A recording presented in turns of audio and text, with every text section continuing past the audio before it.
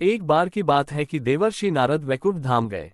वहां उन्होंने भगवान विष्णु को प्रणाम किया और श्रीहरि विष्णु भगवान से कहा, हे प्रभु, पृथ्वी पर अब आपका प्रभाव कम हो रहा है। धर्म की राह पर चलने वालों को कोई अच्छा फल नहीं मिल रहा, और जो पाप कर रहे हैं उनका सब भला हो रहा है। उनके मजे ही मजे हैं।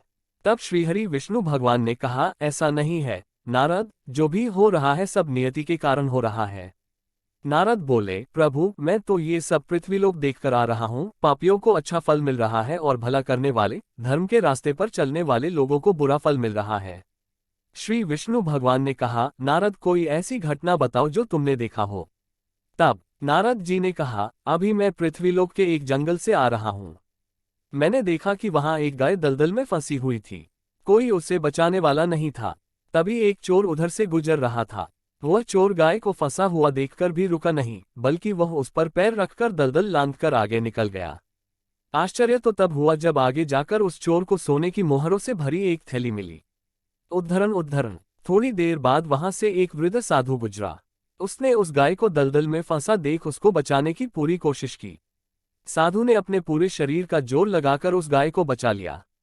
लेकिन मैंने देखा कि गाय को दलदल से निकालने के बाद वह साधु जब कुछ दूर आगे गया तो एक गड्ढे में गिर गया।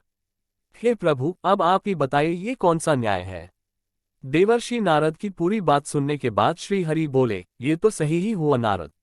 जो चोर गाय पर पैर रखकर भाग गया था उसकी किस्मत में तो पहले से ही एक खजाना था, लेकिन उसके इस पाप के कारण उसे केवल कुछ मोहरें ही मिली।